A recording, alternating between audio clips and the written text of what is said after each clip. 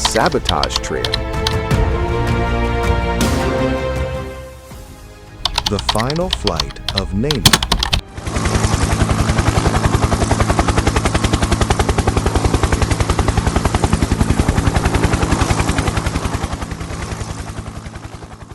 In Kenya, the death of a politician rarely passes a simple tragedy.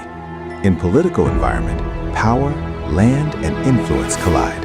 General Ogola was taken out. Johanna Ngeno, known affectionately by his supporters as Ngeno, was the former member of parliament for Emurua Dikirr. To his people, he was a hero, a confrontational defender who frequently stood between the police and residents during volatile land disputes. He was a man who told his adversaries, "If you kill me, I die for my people." Wait, why are you killing people? Why are you killing people? Kazi ya nini? Why are you killing people? Mnataka nini hapa? What do you want here? Why are you killing people? Mbona mnaua watu? When his helicopter went down on the evening of February 28, 2026, in the hills of Nandi County, the shockwaves were immediate. Before his family could even process the news, opposition figures were demanding an international investigation involving the FBI and calling for high-ranking government officials to step aside. Habari ya kwamba mjumbe wa Emurua Dikirr pale Kipsigis, Johanna Ngeno, ameaga dunia kwa ajali ya helikopta. Sisi tunataka kuuliza uchunguzi kamili kwa sababu tunajua huyo kiongozi amekuwa na pingamizi kali pale kwa Kipsigis kwa sababu amekuwa kingpin ya wa Kipsigis. We want to call for a very thorough investigation into the helicopter crash that has killed the Honorable Johanna Ngeno. The public consensus was immediate. Many struggled to believe it was an accident. To understand if sabotage was possible, we must first look at the man himself. Ngeno was acutely aware of the risks he faced. He operated under a shroud of extreme unpredictability. Ngeno's inner circle reveals he used a sophisticated three-tier planning system to mask his movements. Schedule A, the public version, released days in advance.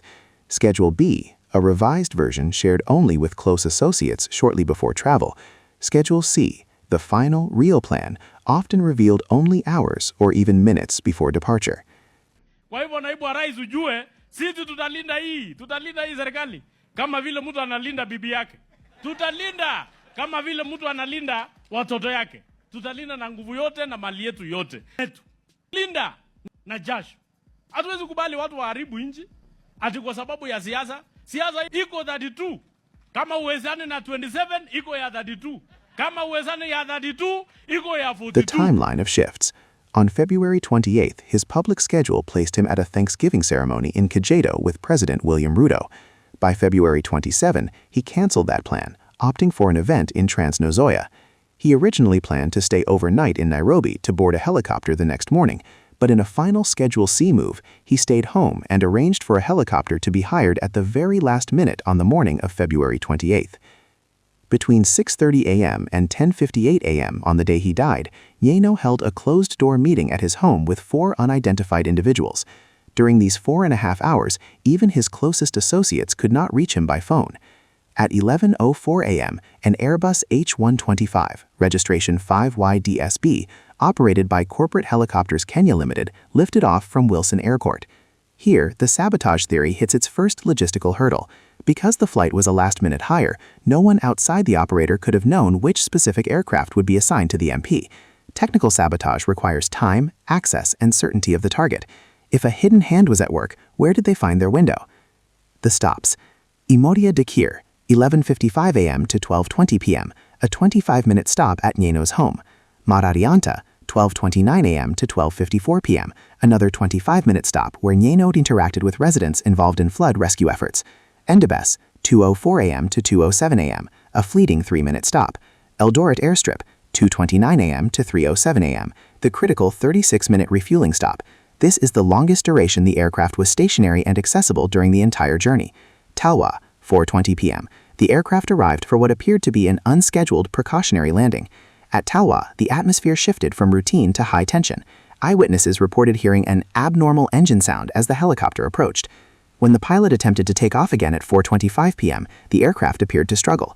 Witnesses described the rotor system straining. The aircraft did not climb immediately. It hovered precariously for several seconds before finally gaining height. The crash. 4:26 p.m. Air traffic control loses communication. 4:27 p.m. The helicopter loses altitude and crashes in the Mossop constituency. The aircraft struck trees and erupted into flames upon impact, scattering debris across the area. From the final takeoff to the fatal impact, only 2 minutes had elapsed. While the public points to sabotage, investigators are weighing two other primary factors: environmental conditions and mechanical health. The weather. Meteorological data from February 28th shows moderate temperatures and low wind speeds. However, dense fog was reported, with visibility dropping to a mere 50 meters in parts of Nandi County. This can cause controlled flight into terrain, where a pilot loses their visual horizon and unintentionally flies into obstacles. However, fog does not cause an engine to make straining sounds. Furthermore, records show that the Airbus H125 had remained idle for 6 days prior to this flight, having last flown on February 22nd. Why was it grounded for nearly a week? Was there a pre-existing issue that went unnoticed during the last-minute hire? Was this a masterfully executed technical assassination, a mechanical failure exacerbated by a week of idleness, or a tragic navigation error in the blinding fog?